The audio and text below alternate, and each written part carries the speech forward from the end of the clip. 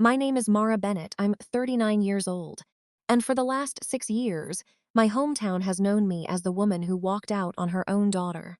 That was the version my father gave them. He told people I had chosen a new job over my child, that I had wanted a fresh start, that Daniel, my ex-husband, had been the one who stayed behind and did the hard part. The part people applaud, the school pickups, the birthday cakes, the parent-teacher conferences, the scraped knees and fevers and bedtime routines. My mother made it even simpler. She used to say, "She stopped being a mother the day she left."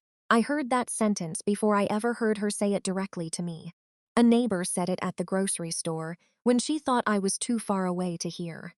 One of my father's old coworkers said it after church with that soft, sad voice people use when they are judging you but want to sound kind. My cousin repeated it once at a baby shower, like it was already settled family history. But I did not leave my daughter. Daniel took her. And my father helped everyone believe I had chosen to lose her. The night everything came apart was last month, at my father's retirement party. Richard Bennett had been a school principal for almost 30 years. In our town, that meant he was treated like a public monument. People trusted him. Former students hugged him. Parents thanked him for saving their children from bad grades, bad friends, bad decisions. He had built his whole life around being seen as a man who protected children. That was what made the party feel so hard to sit through. I was in the back row of a banquet hall with gold curtains, folding chairs, and silver balloons tied to the corners of a dessert table. There was a sheet cake near the front with blue icing that said, "Thank you, Principal Bennett." Everyone kept saying the same thing. He gave his life to children. I looked down at my hands when they said it. Not because I was angry, because if I looked too long at my father's face, I was afraid mine would finally give me away. My mother, Elaine, sat at the front table in a pale gray dress, touching the pearls at her throat every few seconds. She looked polished and tired and careful. She did not look at me directly. She had not looked at me directly in years unless she was saying something that sounded gentle but landed like a slap. Daniel stood near the slideshow screen. His hand rested lightly on Elise's shoulder. To anyone else, it probably looked affectionate, protective even. To me, it looked familiar. Daniel never grabbed when people were watching. He guided, he hovered. He kept one hand close enough to remind you where you were supposed to stand. Elise was 13. The last time I had tucked her into bed, she had been 7. She had missing front teeth, a stuffed rabbit with one loose ear, and a blue raincoat so big the sleeves swallowed her hands. At the party, she wore a dark green dress and white sneakers. Her hair was pulled back with a clip I did not recognize. She stood beside Daniel, with her body slightly angled away from me. When I arrived, she had said, "Hi, Mara," not Mom. I said, "Hi, sweetheart." Daniel looked down at her right away. Elise looked at the floor. So I went to the back and sat where people expected me to sit. The program was printed on thick cream paper, speeches, video tribute, family reflections. Daniel's name was on it, Elise's name was on it, mine was not. That did not surprise me. By then, I had learned that being erased rarely looks dramatic. Most of the time, it looks organized. A school board member stepped up to the microphone and smiled at my father. "Richard Bennett," she said, "has spent his life showing children what it means to be safe, seen, and protected." The room applauded. I kept my face still. That was something I had become good at, sitting still, breathing normally. Letting people think silence meant guilt, because correcting them would have cost my daughter more than it helped me. Then the tribute video began. Photos moved across the screen. My father shaking hands with graduates. My father reading to kindergartners. My father standing beside students at science fairs. My father with Elise at a school concert I had not been told about until 3 days after it happened. People laughed softly. My mother wiped her eyes. Daniel accepted sympathy like he had earned it. And then Elise walked toward the microphone. At first, I thought she was going to read something from the program. Something sweet about her grandfather. Something Daniel had helped her practice in the car. But she held her phone in both hands. Her knuckles were pale. Daniel noticed before anyone else did. His body shifted, just half a step. My father's smile stayed in place, but it tightened at the corners. Elise tapped the microphone once. The room settled. "I found one more audio file," she said. Her voice was quiet, but it carried. It was in the old family archive. I think everyone should hear it, Daniel said, Elise, not loudly. That was never his style in public. My father lifted his hand with that calm, principled gesture, the one that could quiet a cafeteria full of children. Maybe later, sweetheart, he said. This probably isn't the time. And that was when I knew something was wrong. Not because I knew what she had, I didn't. But because both men reacted like the floor had shifted under them. Elise pressed play. For a moment, there was only static. Then my own voice came through the speakers, younger, breathless, trying very hard not to break. Dad, it's me, it's Mara.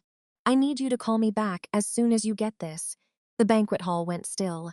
I don't know what Daniel told you, but he didn't bring Elise home.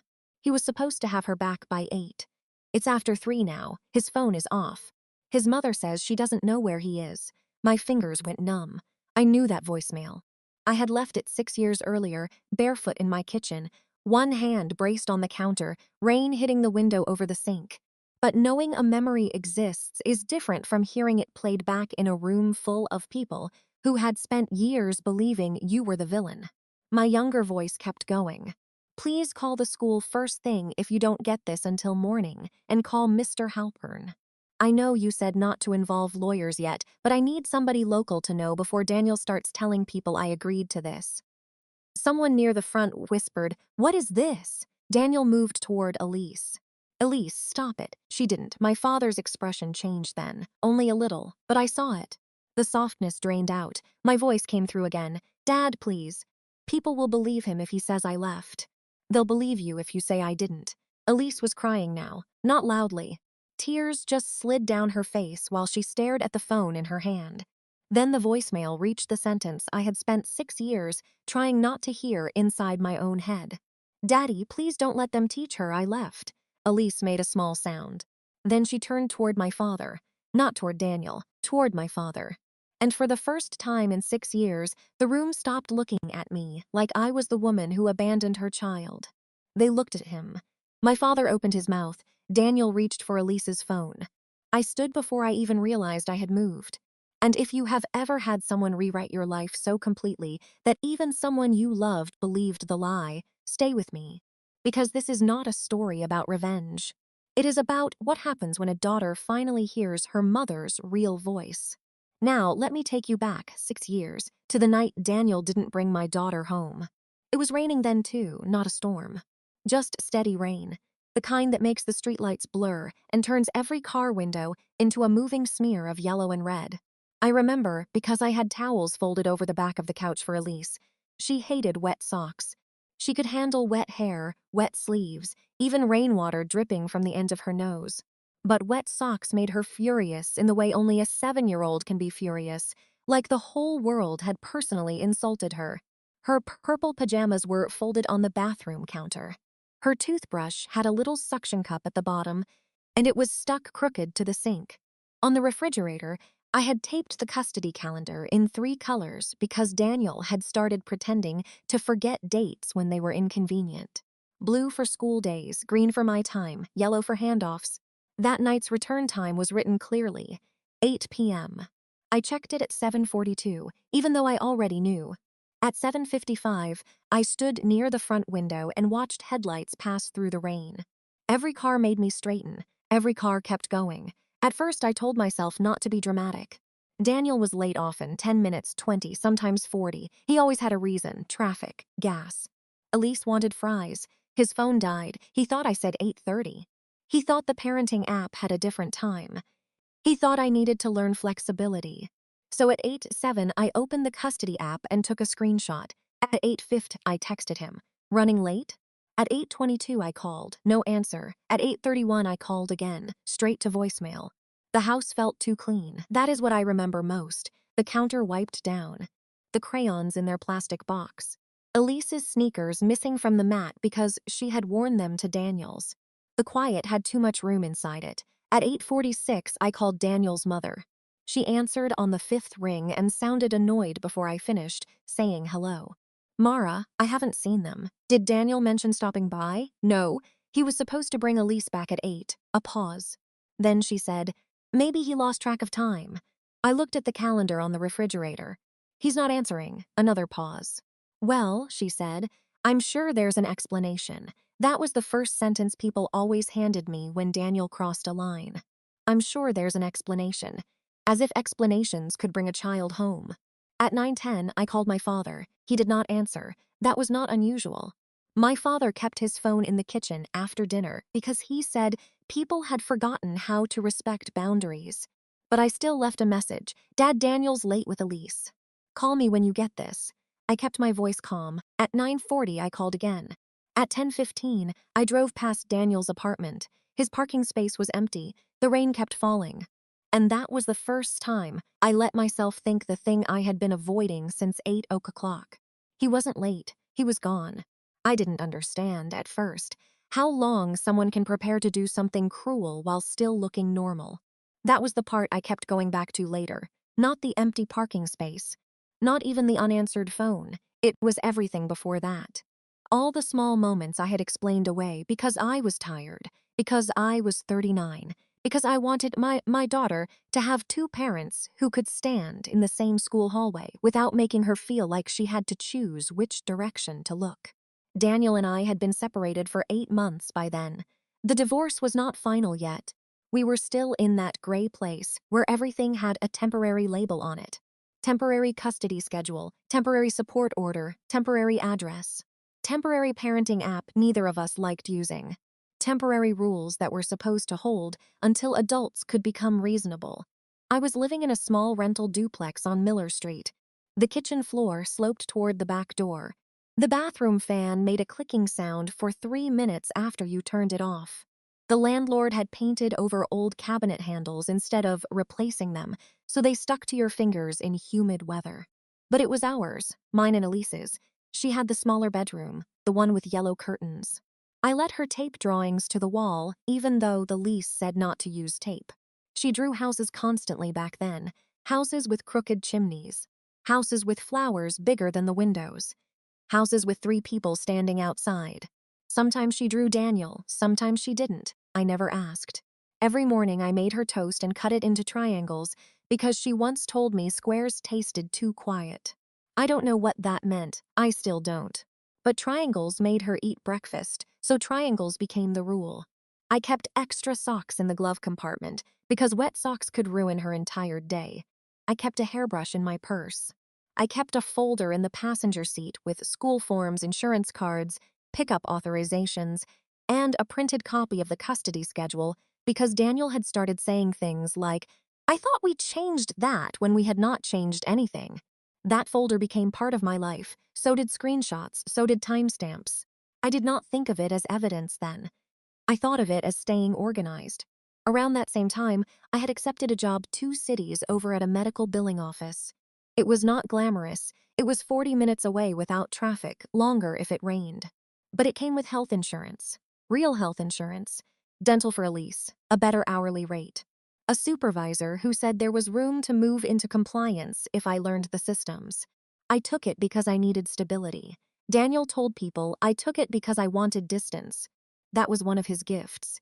He could take the same fact and turn it until it faced another direction. When I told my father about the job, he was sitting at his kitchen table with the newspaper folded beside his coffee. My mother was rinsing dishes she had already washed, the way she did when she wanted to hear everything without appearing involved. "That's a long drive," my father said.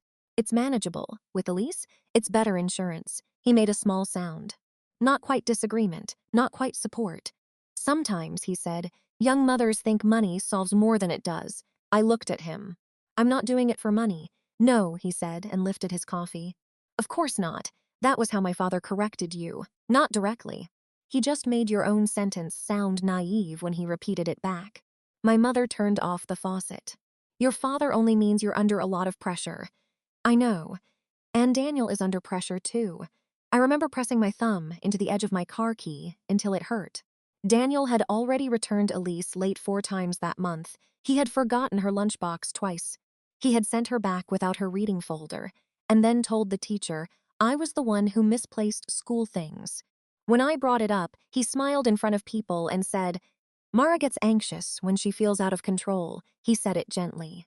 That was what made people believe him. My father believed him too, or he chose to. Daniel says you've been documenting every little thing, he said. My face got warm. I write down pickup times. That can start to look hostile. It's the court schedule. It's family, he said. Family matters stay inside the family. My mother dried her hands on a towel. Just don't provoke him, Mara. I almost laughed. Not because it was funny. Because it was always my job not to provoke the person already hurting me in small, deniable ways. But I said, okay, I said that a lot back then. Okay. Not because things were okay. Because I was trying to get out of conversations without making them worse. The blue raincoat came from a clearance rack at a children's store near my new office. It was brighter than I would have chosen. Elise's loved blue, but not soft blue. She liked the kind that looked like sidewalk chalk before it got wet. The coat was too big. The sleeves hung past her fingertips and the hood fell into her eyes.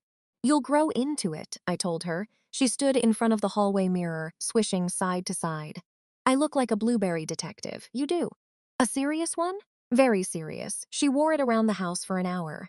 Over pajamas, over a princess nightgown. Over nothing but a t-shirt and leggings while she brushed her teeth. She kept putting things in the pockets and forgetting them there. A rock, a sticker, half a granola bar wrapped in a napkin. That coat became part of our routine before I knew it had become anything at all.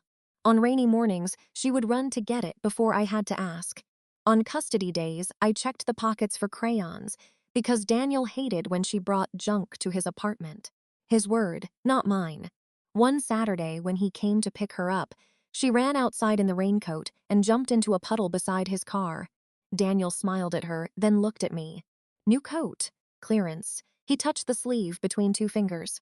Still spending like you got that big city job already? It was $9. He gave a small laugh, like I had missed the point. Elise looked between us. I zipped the coat higher under her chin and said, "Have fun, bug." She hugged me fast. Daniel was watching. In public, he was always careful. He opened doors. He carried Elise's backpack. He waved to neighbors. He said, "We're working on things," with tired dignity, like our separation was something happening to him and not something he had helped create. Alone, he was colder. He sent messages through the parenting app that sounded reasonable until you read them twice. Mara, your insistence on rigid timing is creating stress for Elise. Mara, I think your new job is making you less available emotionally. Mara, please stop confusing her with adult issues. I save them. Not because I plan to use them. Because after a while, saving things was how I reminded myself they had happened. The last handoff before everything changed was on a Friday. Rain again. Elise came out of her room wearing the blue raincoat, even though Daniel was only taking her until Sunday evening. Her stuffed rabbit was tucked under one arm. You taking Mr. Bunn? I asked. She nodded. For 2 nights. He wants to see daddies. There was something in her voice I did not understand yet. A small rehearsed brightness. I knelt and tied her shoe. The lace was damp because she had stepped too close to the back doormat. Did Daddy ask you to bring extra things? She shook her head quickly. Too quickly. I smoothed the edge of her hood. Okay, outside, Daniel's car idled by the curb. He did not come to the door that evening. He waited behind the wheel with the wipers moving steady across the windshield. That bothered me. It was small, so small I almost let it pass. Elise hugged me with one arm because the rabbit was in the other. Love you, I said. Love you too. Daniel rolled down the passenger window as she climbed in. She just wanted to bring it, he said, before I asked anything. I looked at him through the rain. His smile was calm, too calm. Then he pulled away from the curb, and Elise turned in the back seat, blue hood framing her little face, one sleeve lifted in a wave. I waved back until the taillights blurred. And for the first time that night, before the missed calls, before the empty apartment, before the voicemail that would sit unheard for 6 years, I felt something cold move through me. Not proof, not yet. Just the quiet feeling that my daughter had taken more than a stuffed rabbit for a weekend visit. Sunday was supposed to be simple. That was what I told myself all weekend. Simple was how I survived those days. I made things smaller in my head so I could keep moving. Laundry, grocery list, Elise's library book, work shoes by the door, gas in the car. The custody calendar on the fridge. Daniel would bring her back at 8. I would give her warm milk in the yellow star mug. She would complain about brushing her hair. I would check the pockets of the blue raincoat for whatever she had collected over the weekend. Because Elise treated pockets like tiny museums. Rocks, stickers, acorns, receipts she thought looked important. At 6:30, I folded towels and set them over the back of the couch. At 6:50, I put her purple pajamas on the bathroom counter. At 7:10, I checked the weather app, even though the rain was already tapping against the kitchen window. I remember the sound of it, small, steady, patient. At 7:42, I checked the custody calendar. 8 p.m. yellow block, Daniel's return. At 7:55, I stood near the front window. Every pair of headlights made me straighten, every car kept going. At 8:07, I took a screenshot of the parenting app schedule. I did it before I texted him. I remember that clearly, because some part of me already knew I would need the order of things to be clean. At 8:15, I sent one message. Running late? I kept it neutral. Not where are you? Not bring her home. Not Daniel, don't do this. Just running late? At 8:22, I called. No answer. At 8:31, I called again, straight to voicemail. I stood in the kitchen with the phone still against my ear after the beep ended. I could see Elise's toothbrush, stuck crooked to the sink through the open bathroom door. The suction cup never worked right unless you pressed it down hard. I pressed my palm flat on the counter. Then I called Daniel's mother. She sounded irritated before I finished saying her name. Mara, I haven't seen them. Did he say he was stopping somewhere? No, he was supposed to bring Elise back at 8. A pause. Maybe he lost track of time. He's not answering. Well, she said, I'm sure there's an explanation. That sentence landed differently that night. Before it had been annoying. That night it felt like a door closing. I thanked her because I still thought politeness might help me later. Then I opened the parenting app again and sent another message. Daniel, it is 8:49. Elise was due back at 8. Please confirm location. I took another screenshot. At 9:10, I called my father. He did not answer. I left a message. Dad, Daniel hasn't brought Elise back yet. She was due at 8. I'm trying not to overreact, but I need you to call me when you get this. My voice sounded normal. Too normal. At 9:40, I called again. At 10:15, I drove to Daniel's apartment. The windshield wipers dragged across the glass with a tired sound. The streetlights were blurry. My hands were dry from gripping the steering wheel too tightly. His parking space was empty. I sat there for maybe 2 minutes, maybe less. Time felt strange. I remember the glow from the stairwell light. I remember a trash bag leaning against the dumpster. I remember thinking that if I got out and knocked on his door, I would look dramatic. If I didn't, I would look careless. So I got out, no answer. His downstairs neighbor cracked her door when I turned to leave. You looking for Daniel? Yes. Have you seen him today? She shook her head. Not since Friday, I don't think. Friday. The word sat in my chest. I thanked her too. I drove home slower than I needed to. At a red light, I opened my phone and called Elise's school emergency contact line, even though I knew no one would answer on a Sunday night. I left a message there too. Then I called the after-hours number for the family court clerk and got a recording that told me to call back during business hours. Business hours, as if children only disappeared between 9 and 5. At 11:30, I called the police non-emergency line. The woman who answered was kind but careful. Do you have a custody order? Yes. Is he her father? Yes. Was there a threat made? No. But he didn't return her. Do you know where he might have gone? No. Mom, if there's shared custody, this may be a civil matter, unless you believe the child is in immediate danger. I looked at the towels folded over the couch. I believe she's in danger because he won't tell me where she is. I understand. An officer can call you back. No officer called. At 12:18, I emailed my attorney, Mr. Halpern. It was too late for him to answer, but I wrote everything down. Scheduled return 8 p.m. No response from Daniel. Phone off. Daniel's apartment empty. Neighbor has not seen him since Friday. I attached screenshots. I almost attached the photo of Elise from Friday in her raincoat, but I stopped myself. That felt like something a frantic person would do. I hated that I was still editing myself for people who were not there. At 1:06, Daniel finally sent a message through the parenting app. Elise is asleep. We'll talk tomorrow. Please don't create unnecessary fear for her. I stared at the words until they blurred. He did not say where they were. He did not say when he would bring her home. He did not say she was okay. Only that I was the danger. I typed 3 different replies and deleted them. Where are you? Bring her home now. You are violating the custody schedule. Finally, I wrote, Daniel, you are required to return Elise. Confirm your address and return time immediately. I sent it. Then I called my father again. No answer. At 2:57, I was barefoot in the kitchen. I remember that because the floor was cold. I had taken my shoes off hours earlier and never noticed. My phone battery was at 19%. The rain was still hitting the window over the sink. I called my father one more time. When his voicemail picked up, something in me changed. Not broke, changed. I stopped trying to sound like someone who was not afraid. Dad, it's me. It's Mara. I need you to call me back as soon as you get this. My voice was shaking, but I was still clear. I don't know what Daniel told you, but he didn't bring Elise home. He was supposed to have her back by 8. It's after 3 now.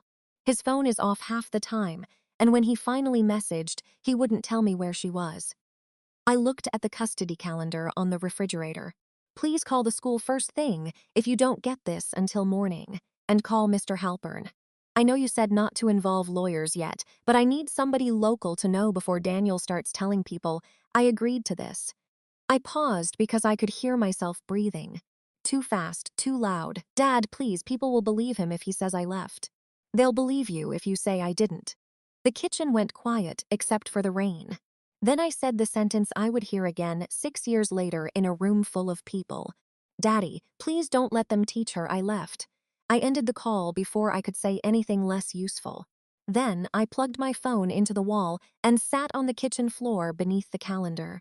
I did not sleep. Morning came gray and flat. At 6:30 my father called. Not at 3, not at 4. Not after the voicemail where I begged. At 6:30, his voice was calm. Mara, Dad, he still hasn't brought her back. I know, I sat up straighter. You know? Daniel called. For a second, I could not understand the words. When? A little while ago. What did he say? My father sighed, not worried, tired. He said Elise was very upset this weekend. He said she's scared you're going to move her away because of this new job. That is not true. I'm not saying it is. He took her. Mara, be careful with your language. I looked at the pajamas still folded on the bathroom counter. He did not return her. I understand that you're upset. No, Dad, listen to me. He won't tell me where she is. You need to calm down before you involve people who don't understand the family. The family. There it was again, that word people used when they wanted truth to stay indoors. By noon, Daniel's story had already started moving. A woman from church texted my mother that she was praying for all of us during this transition. Daniel told someone I had accepted a job and planned to take Elise away suddenly. He told another person Elise had cried all weekend and begged not to be forced into my new life. My mother called me at 1:20. Her voice was soft. Maybe she needs a little time. She is 7. Mara, he took her. Your father says you're making accusations too quickly. I closed my eyes. Mom, did you hear the voicemail I left him? A pause. Then, quieter, your father said you were very emotional. That was when I understood the shape of it. Not all of it, not yet, but enough. By the 3rd day, I had filed a police report that no one seemed eager to take. I had emailed my attorney 3 times. I had printed the custody order twice. I sent certified letters to Daniel's last known address, to his mother's house, to the apartment office. I called Elise's school and was told Daniel had already notified them of temporary family changes. Temporary. That word again. Everything temporary until it became permanent. On the 4th morning, I drove to my parents' house with a folder on the passenger seat. Custody order, call logs, screenshots. The police report number written on a sticky note because the officer's handwriting was hard to read. I parked behind my mother's sedan. Then I saw Daniel's car in the driveway. For a moment, I just sat there. The engine ticked softly after I turned it off. Through the front window, I could see movement in the living room. My father standing near the fireplace, my mother on the edge of the couch. Daniel seated with a mug in his hand like a guest who had been invited. I walked to the door with the folder pressed against my ribs. No one spoke when I stepped inside. Not at first. Daniel looked down into his coffee. My mother touched her pearls. My father turned toward me with that same calm face he had used on frightened children and angry parents for almost 30 years. Then he said, "You need to calm down before you make this worse." That morning, at my parents' house did not become the argument people imagine when they hear this story. No one shouted, that was almost worse. Shouting would have made it clear something violent was happening. Instead, my father stood by the fireplace with one hand in his pocket. Daniel sat with coffee, and my mother kept touching her pearls like she could smooth the room back into a family. I put the folder on the coffee table, custody order, call logs, screenshots, police report number, emails to Mr. Halpern, certified mail receipts. Daniel glanced at it and then looked away. My father did not open it. Mara, he said, paperwork is not going to help Elise feel safe. I remember staring at him. She is not with me. She's with her father. He violated the order, and you are making this into a war. Daniel lowered his eyes. He looked tired. That was one of the things he did best. He could look wounded without ever having to bleed. I didn't want it to get like this, he said. My mother turned toward him with soft concern. I learned something then. A lie does not need to be convincing to everyone. It only needs to give certain people permission to believe what is easiest. The first rear was the hardest because I still thought the right document would fix it. I filed motions. I sat in narrow courthouse hallways under fluorescent lights, holding folders against my knees while people around me whispered into phones. I called the school. I called Daniel. I called my father.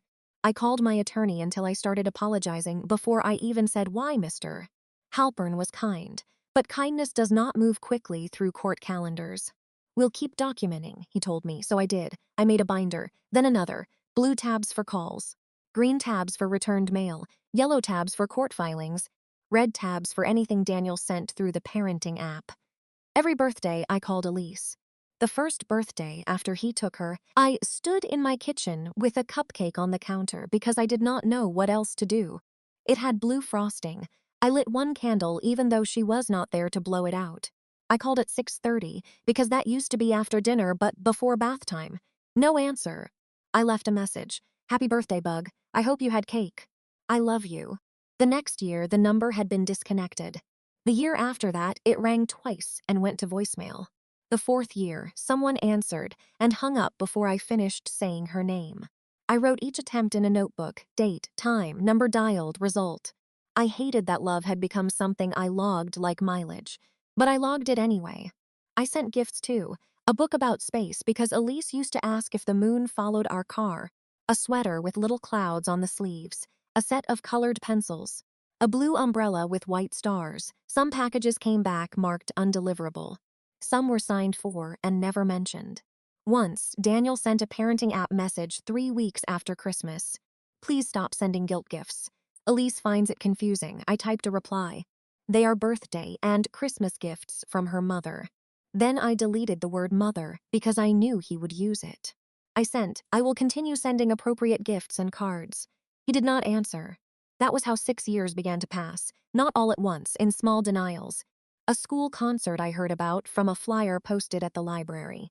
A parent night that had been moved from Thursday to Tuesday. A soccer game where I stood behind the fence near the parking lot because Daniel was on the bleachers with my father, and Elise was laughing with a girl in shin guards, and I did not know if walking closer would help her or hurt her. She saw me once, I think she did. Her face changed, then closed. Daniel leaned down and said something near her ear. She looked away. I went back to my car and wrote the date in the notebook before I let myself cry. People in town adjusted to the story quickly. That was another thing I had not expected. The first time someone avoided me in the grocery store, I told myself it was coincidence. The second time, I knew better. At a family funeral, an aunt patted my arm and said, "Your father has had enough heartache. Don't make today difficult." I had not said a word. In the church parking lot, my mother stood beside me while another woman told Daniel he was doing such a beautiful job with Elise. My mother did not correct her. She only said, "He's been very steady." I carried that word home like a stone. When I confronted her later, she looked exhausted. "Mara, people see what they see. They see what Dad told them. They see that Daniel stayed." I waited. She knew what she had said. Her face tightened, but she did not take it back. Then she added, "You were always chasing something. That one stayed with me." Not because it was the cruelest thing she said, because it was soft enough to survive in public. My father became more careful as the years passed. He did not accuse me directly. He didn't need to. He stood beside Daniel at school events. He picked Elise up sometimes. He posted photos from awards nights. He gave little speeches about family stability and children needing adults who showed up. People nodded. No one asked who had been kept from showing up. Daniel's version became Elise's weather. I learned that from small things she said, during the few calls that slipped through. Once, when she was 9, she answered by accident. I heard music in the background. A television, maybe. Elise? It's Mom, she breathed once. Then she said, Dad says you call when you feel bad. My hand tightened around the phone. I call because I love you. Another silence. Grandpa says you moved. I took a job so I could take care of us, but she had already hung up. I sat with the phone in my lap for a long time after that. Then I wrote it down. Not because I wanted to remember. Because one day, I thought, she might need to know I had tried. By the 6th year, I had 3 binders, 2 boxes, and 1 small envelope I kept in the top drawer of my nightstand. The envelope had the photo. Elise in the blue raincoat on the night Daniel took her standing by his car with Mr. Bun under her arm, her hood framed her face, one sleeve was lifted in a wave. My hand was visible at the edge of the picture because I had been fixing her zipper when Daniel snapped it without warning. For years, I did not know why he kept that photo. Later, I understood. Photos can lie too if you crop them correctly. I never posted the binders. I never made a public page. I never stood up at a school board meeting and read the call logs. I never forwarded Daniel's messages to every person who looked at me like I had abandoned my child. Not because I had no proof, because Elise was still a child living inside that house. And if I turned her childhood into evidence, I did not know where she would put the shame. So I waited, I kept working. I moved from billing into compliance. I learned how records fail and how people hide inside missing signatures. I paid retainers in installments. I kept every gas receipt from every trip back to town. I printed maps. I saved hotel confirmations when I had to stay overnight after hearings that got delayed. There is a kind of motherhood no one applauds because it happens in quiet rooms. Mine happened in file folders, and then 6 years after that night, my father decided to retire. He wanted a tribute video, of course he did. He wanted former students, family photos, warm stories, the polished version of a life. My mother called to ask whether I had any old pictures I wanted included. Her tone made it clear she did not expect me to say yes. I'll look, I said. But it was Elise who ended up helping him. I did not know that at the time. I found out later that my father given her access to an old family cloud folder because she was better with technology. There were scanned pictures, voice memos, little video clips from birthdays and school events. My mother had saved everything in strange places, folders inside folders. Files with names like Christmas maybe, and old phone stuff. Elise was 13 by then. Old enough to search, young enough to still believe adults had reasons for things. She was making a sweet tribute, I think. That was what broke my heart later. She had not been looking for a weapon. She had been looking for memories of the grandfather she trusted. In a folder labeled Elaine Backup 2, she found an audio file. Mara late call. That was all it said. I imagine her sitting on her bed with her laptop open, the light from the screen on her face. Maybe Daniel was downstairs. Maybe the house was quiet. Maybe she almost skipped it. But she clicked. At first, she would have expected what they had taught her to expect. My voice sounding unstable, my voice blaming people, my voice proving I was the kind of mother who left and then cried about the consequences. Instead, she heard rain, static breathing, then me. Dad, it's me. It's Mara. I need you to call me back as soon as you get this.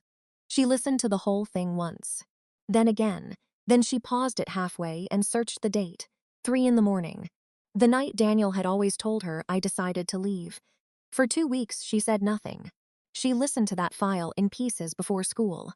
After Daniel went to bed, once in the bathroom with the shower running so no one would hear my voice coming from her phone. She started looking through the archive differently after that. Not for memories, for edits. That was when she found the photo folder for the retirement slideshow. There was a picture labeled Elise Raincoat. In the version prepared for the tribute, she stood alone in the blue coat, one sleeve lifted, smiling toward the camera. A sweet picture, a child remembered. Then Elise opened the original, and there I was. Crouched beside her in the rain, one hand holding the zipper under her chin, my face turned toward her like she was the only person in the world. In the cropped version, Elise looked abandoned. In the original, she was being held. Elise sat there staring at the missing hand. And for the first time, the story she had been raised inside began to split. The invitation came in a cream-colored envelope with my father's name printed in raised navy letters. Richard Bennett Retirement Celebration 30 Years of Service Community Banquet Hall, Saturday, May 18th, 6 p.m. My mother had mailed it. I knew because she wrote my address in her careful, slanted handwriting. The same handwriting that used to appear on school permission slips and birthday cards with $10 bills tucked inside. There was no note, just the invitation. For a while, I left it on the kitchen table beside a stack of claim review reports and a mug of coffee I had reheated twice. I told myself I was deciding whether to go. I already knew I would. Elise would be there. That was all it took. My phone rang 2 days later while I was sorting old receipts into a folder labeled travel. Elise. Gas, hotel, parking, tolls. 6 years of coming back to a town that had slowly learned how not to see me. I saw my mother's name on the screen. I let it ring twice before I answered. "Hi, Mom, Mara." Her voice was gentle in that guarded way. "I wanted to make sure you received the invitation." "I did. Your father would like the whole family there." "The whole family." I looked at the shoebox under my desk, the one with returned envelopes bundled in rubber bands. "I'm planning to come." There was a pause. "That's good," she said. "I think it would mean a lot to him." I waited. With my mother, the second sentence was usually the real reason for the call. "He doesn't need drama at this stage of his life," she added. There it was. I set down the receipt in my hand. "I'm not coming for drama. I know you say that. I'm coming because Elise will be there." Another pause. Then softer. "Just remember it's your father's night," I almost said. I remember every night he made mine disappear. But I didn't. I said, "I understand." She exhaled like I had made things difficult by not arguing. After we hung up, I opened the drawer beside my bed. The small envelope was still there. Inside was the photo of Elise in the blue raincoat, the original one. The one where my hand was visible at her zipper. I had looked at it so many times that one corner had softened. I did not take the binders. I did not take the call logs. I did not take the old court filings or the certified mail receipts. I only slid the photo into the back of my phone case. It was not evidence that night. It was something to hold close without anyone knowing. I chose a simple navy dress for the party. Nothing that asked for attention. Nothing that looked like an apology. I ironed it the morning of the celebration and hung it on the bathroom door. Then I stood there longer than I meant to, listening to the hum of the light fixture and the little knock of the hanger against the wood. I told myself not to expect anything, not a conversation, not an apology, not Elise looking at me like she remembered the way my hand felt in hers. Expectations had become dangerous over the years. They made ordinary moments hurt more. So I made the day practical: gas in the car, phone charged, address confirmed, gift card in a plain envelope, because showing up empty-handed would become a story, and showing up with something sentimental would become one too. I signed the card. "Congratulations, Dad." Mara. I stared at the word Dad for a while, then I left it. Across town, though I didn't know this yet, Elise was carrying my voice around in her pocket. She had transferred the audio file to her phone after listening to it enough times that she could hear parts of it before pressing play. She did not tell Daniel, she did not tell Richard, she did not tell Elaine. For 2 weeks, she had gone quiet in a way adults notice only when it inconveniences them. Daniel noticed. He noticed at dinner when she pushed peas around her plate and forgot to complain about them. He noticed when she stopped laughing at his little jokes about me. He noticed when she took her phone with her to the bathroom. "You okay, Elle?" he asked one evening. She shrugged. "School? No. Your grandfather's tribute stressing you out?" "A little." Daniel watched her too long. That was what Elise told me later, that he did not accuse her of anything at first. He just studied her like he was trying to find the loose thread. "Has Mara contacted you?" She looked up. "No," he smiled gently, not relieved, prepared. "You know you can tell me if she does." "I know. She has a way of making things feel urgent when they aren't." Elise looked back at her plate. Daniel reached for his glass. "Your grandfather deserves one uncomplicated night." That sentence stayed with her. One uncomplicated night, as if silence was a gift children owed adults. My father noticed something too. A few days before the party, he called Elise into his study to ask about the tribute. His office had always smelled like dust, printer ink, and old paper. Framed awards covered one wall. Student thank you cards were pinned to a corkboard in neat rows. "How is the video coming?" he asked. "Almost done. I appreciate your help. Your grandmother says I'd still be trying to open the folder without you." Elise smiled a little because she was supposed to. He leaned back in his chair. "Find anything interesting?" She held her phone tighter in her lap. "A lot of old things." My father laughed lightly. But Elise said later that his eyes did not laugh with him. "What kind of old things? Pictures?" "Voice memos, random files," he nodded. "Your grandmother saves everything." "Yeah." He looked at her for 1 second too long. "Well," he said, "don't worry about using every little thing. Some memories belong in storage." Elise went back to her room after that and locked the door. She played the voicemail again quietly. Not the whole thing, just the beginning. "Dad, it's me." "It's Mara." Then she stopped it and pressed her palms over her eyes. Memory did not come back to her as one clean picture. It came in pieces. Rain on a car window. A blue hood slipping over her eyes. Daniel telling her not to answer unknown numbers because grown-up things were confusing. My father saying, "Your mother needed distance." My mother's voice somewhere in the kitchen, quiet and tired, saying, "Don't upset Elise with all that." And under all of it, my voice. Not angry, not gone afraid. The night before the party, Elise added the audio file to a hidden folder on her phone. Then she removed it. Then she added it again.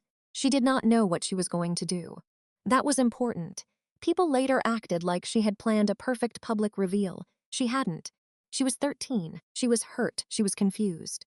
She was holding one piece of truth against 6 years of people she loved telling her something else. The next afternoon, I drove to the banquet hall with the gift card on the passenger seat and my phone in the cup holder. The sky was overcast, but it was not raining yet. I remember wishing it would either rain or clear. The waiting weather felt too familiar. The community banquet hall sat behind the library, a low brick building with a flagpole out front and hedges trimmed into uneven squares. I had been there for pancake breakfasts, award dinners, a blood drive once. Ordinary places can become strange when you walk into them knowing people have already decided what role you play. In the parking lot, I sat for a minute before getting out. I checked my phone case. The photo was still there. The edge of Elise's blue raincoat showed through the clear plastic, just a sliver of color behind my driver's license. I pressed my thumb against it once, then I went inside. The lobby smelled like coffee, lemon cleaner, and frosting. Someone had taped arrows to the wall, pointing toward the event room. Through the open doors, I could hear chairs scraping, people laughing, the soft whine of a microphone being tested. My father's life was arranged on tables, framed photos, school plaques, a guest book. A poster board with the words, "Thank you." Principal Bennett, written in marker by former students. There were silver balloons tied near the dessert table. A slideshow screen had been set up near the front. Rows of chairs faced a small podium with a microphone. For a second, I almost turned around. Then I saw Elise. She was across the room near Daniel, wearing a dark green dress and white sneakers. Her hair was pulled back with a clip. She looked taller than the last time I had seen her up close. Older in the face, still young in the hands. She was rubbing her thumb against her palm. She used to do that when she was overwhelmed. I had not seen it in 6 years. I must have moved because she looked up. Our eyes met, only for a second. But it was not the look I was used to. It was not cold. It was not practiced politeness. It was confusion, pain maybe, a question she did not know how to ask. My breath caught so quietly no one would have noticed. Then Daniel leaned down and said something close to her ear. Elise blinked. Her shoulders tightened, and she looked away. Daniel's whisper did what it was meant to do. Elise looked away from me. Not all at once. Her eyes stayed near mine for half a second, like something in her wanted to come back and finish the look. Then her shoulders tightened, and she turned toward the slideshow table. I stayed where I was. That was the first decision I made that night. Not to follow, not to force. Not to make my daughter choose a side in front of a room full of people who had spent 6 years deciding I did not deserve one. A woman from my father's school saw me near the guest book and smiled too quickly. "Mara," she said. "It's been a while." "Yes. You look well." That was one of those phrases people use when they cannot say anything honest. "Thank you." Her eyes moved toward Daniel and Elise, then back to me. Daniel's done such a wonderful job with her." I felt my thumb press against the back of my phone case, right where the blue raincoat photo sat hidden. I said, "Elise has always been wonderful." The woman's face shifted. She had expected agreement or defensiveness. I gave her neither. She excused herself to get coffee. I signed the guest book in small handwriting. Mara Bennett. No message, just my name. My mother found me beside the display table a few minutes later. She looked polished in the same pale gray dress from so many family occasions, pearls at her throat, lipstick fresh enough to look like armor. "You came," she said. I said I would. Her eyes flicked over my dress, my hands the plain envelope I held. "That's nice." I waited. She leaned closer, lowering her voice so it sounded like concern. "At least tonight can be about your father, not old choices, old choices." That was what she called a child being taken. I looked at a framed photo of my father shaking hands with a student in a graduation gown. Both of them smiling. Both of them frozen in a version of safety people wanted to believe in. "I'm here for Elise," I said. My mother's mouth tightened. "She's had a hard enough time, I know. I mean with confusion." I turned my head then. Not sharply, just enough. My mother looked away first. Across the room, Daniel was speaking to a couple I recognized from church. His hand rested near Elise's back but did not touch her. He was careful, always careful. "We did the best we could after Mara moved," he said. He said it with a little sadness. Not enough to sound bitter, just enough to invite sympathy. The woman touched his arm. "I don't know how you managed." Daniel gave a small smile. "You do what you have to do when you're the one who stays." Elise heard him. I saw that she heard him because her hand closed around her phone. She did not look at me. The program began at 6:30. People took their seats while the microphone squealed softly and someone tapped it twice. I chose a chair near the back, the same kind of chair I had sat in at school concerts and courthouse waiting rooms. Metal legs, padded seat, too cold at first, then too warm. The slideshow played while people settled. My father with students. My father with teachers. My father with Elise. There was one picture of her in the blue raincoat, cropped. She stood alone, small and bright, one sleeve lifted in a wave. The room made a soft sound. That affectionate sound people make when a child appears on a screen. I stopped breathing for a second. Not because of the photo. Because Daniel looked at me right then. Only briefly. A checking look. A man making sure the edit had held. Then Richard stood to speak. The room quieted quickly. My father had that effect on people. He did not need to ask twice. He walked to the microphone with the relaxed confidence of someone who had spent a lifetime being listened to. He thanked the school board. He thanked former students. He thanked my mother. He thanked Daniel for showing up in the years when family needed steadiness. People applauded. Daniel lowered his eyes like humility had been placed gently in his lap. I kept my hands folded.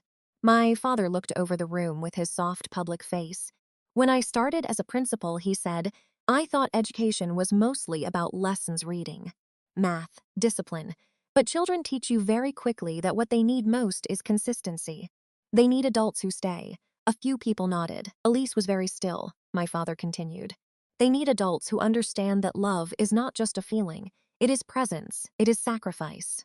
It is choosing duty even when easier doors open somewhere else." There it was, not my name. He had never needed my name. The room understood. I felt the attention shift without anyone turning fully around. A few heads angled. A whisper stopped halfway. Someone in front of me adjusted in their seat, like discomfort had brushed their shoulder. I looked at my father's shoes beneath the podium, polished black, still. I thought of my own bare feet on the kitchen floor at 3 a.m., the recording no one had answered. The call he had let become evidence against me. But I did not speak. That was the second decision I made that night. I let the silence do what my voice never could. Elise turned in her chair. She looked at me. This time I did not look away. I did not smile. I did not plead. I just sat there. I think that was what finally broke something open in her. Not my pain, not the voicemail, not even the photo. It was seeing me take the insult without reaching for the weapon she had just discovered I could have used years ago. My father finished to applause. People stood. Some clapped above their heads. My mother wiped her eyes. Daniel clapped with slow, respectful hands. Elise did not clap. The tribute portion began. A former student spoke. Then a teacher. Then the mayor read a letter. The video started again, this time with voice clips and little messages spliced between photos. My father smiled like a man watching his life become official. Then Elise stood.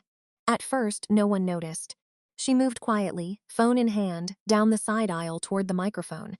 Daniel saw her first. "Elise," he said. She kept walking. My father's smile faltered. I felt my whole body go cold. Elise reached the microphone and looked smaller beside it than she had from across the room. Her fingers shook around her phone. "I found one more audio file," she said.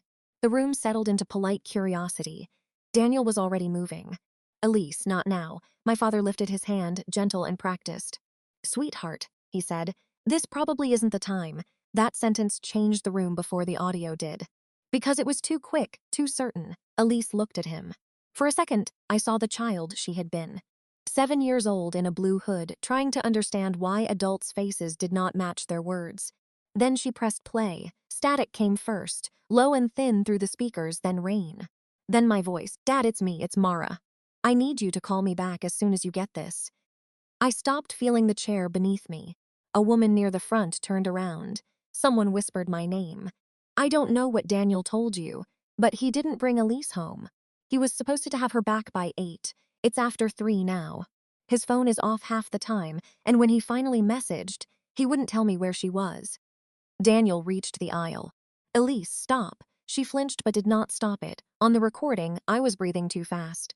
I remembered that breath. I remembered trying to press it down because panic sounded unreliable. I remembered looking at the custody calendar, like numbers could protect a child. "Please call the school first thing if you don't get this until morning, and call Mr. Halpern.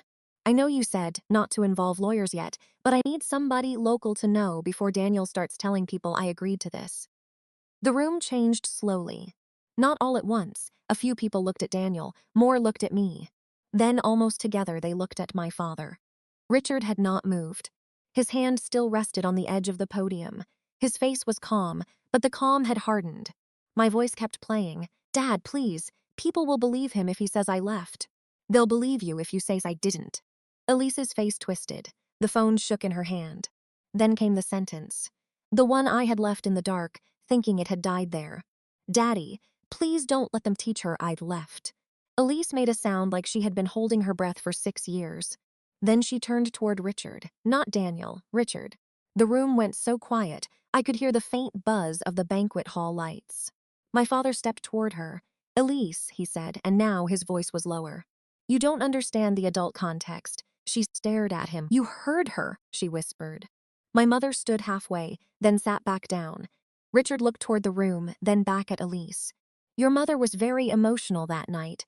Daniel was scared. "Everyone was trying to protect you." That was when people started to shift in their seats. Because he was not denying the call, he was explaining why he had ignored it. Daniel came closer. "Mara still took the job," he said. His voice was calm, but the edge was there now, thin and bright. A few people looked at me again. I stood, not quickly.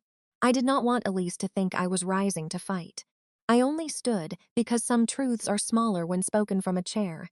"The job had health insurance," I said. My voice sounded steadier than I felt. It paid enough for Mr. Halpern's retainer. It covered Elise's dental care. It was not a way to leave her. It was one of the ways I was trying to bring her home. Daniel's jaw tightened. "She was confused," he said. "She was 7. He looked at me then, really looked. And for the first time that night, his face forgot the room.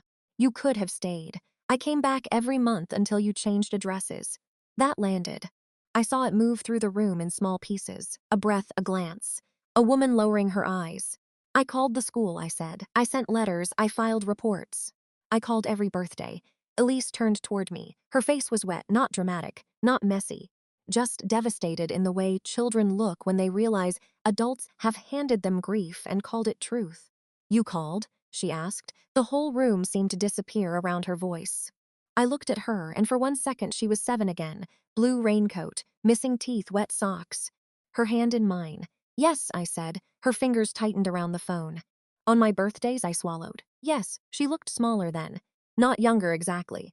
Just suddenly carrying all 13 years of herself at once. Did I ever answer? I could feel Daniel watching me, Richard watching me, my mother watching me. But none of them mattered. Only Elise did. I opened my mouth to answer. And I knew the truth was going to hurt her all over again. Once, I said. Elise did not move. I wished I could soften it. I wished there was a way to make the truth smaller before it reached her. You answered once, I said. You hung up when you heard my voice. Her mouth opened a little, but nothing came out. I kept my voice low. I never blamed you. Daniel shifted beside the aisle. Elise, this is exactly why I didn't want. She turned on him so fast he stopped. Not with anger, exactly. With something worse, understanding. I thought she only called because Grandma made her, Elise said. The room stayed quiet. My mother's hand went to her pearls, then dropped into her lap. I looked at Elise. No, I said. I called because I was your mother. Her face crumpled then, but she did not come toward me. She did not throw herself into my arms. Real life is rarely that kind. She stood there holding her phone, surrounded by adults who had spent years telling her what to feel. And for the first time, no one could tell her fast enough. So I said the only thing I could. Then we start from what you know now. My father inhaled sharply. Mara, he said. I did not look at him. Elise, I said, I have more, not here, not for everyone. But if you want it, it's yours. I reached into my purse and took out the plain envelope I had carried without knowing whether I would ever be brave enough to use it. It was not thick enough to be all 6 years. No envelope could hold that, but it had enough. Copies of call logs, returned letter receipts, a few travel records, the email from Mr. Halpern confirming the first missed return, screenshots of Daniel refusing to give an address. And the photo, the original photo, Elise in the blue raincoat, Mr. Bun tucked under her arm, my hand at her zipper. I held it out. You don't have to open it tonight. She looked at the envelope like it might burn her. Then she took it. Her fingers brushed mine, just for a second. It was the first time I had touched my daughter in 6 years. Daniel stepped forward. No, he said. Absolutely not. She's a child. She's 13, I said. She doesn't need more confusion. Elise looked down at the envelope in her hand. Then she said, very quietly, I think I needed less. That was when my father tried to save himself. He came around the podium, not fast, not dramatic. He still believed in the power of a calm voice. Elise, he said, you have to understand. Adults make decisions in impossible moments. Your mother was overwhelmed. Daniel was scared. Your grandmother was fragile.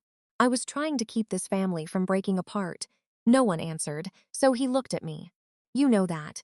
I looked at the microphone still standing between us. No, I said. I know you heard me ask for help.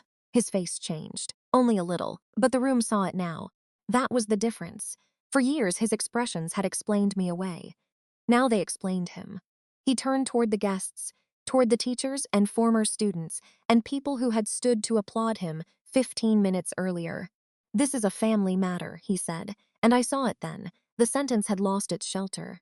It did not sound wise anymore. It sounded like a locked door, a chair scraped. Someone near the back picked up a purse. A former teacher whispered something to her husband and would not look at me when she passed.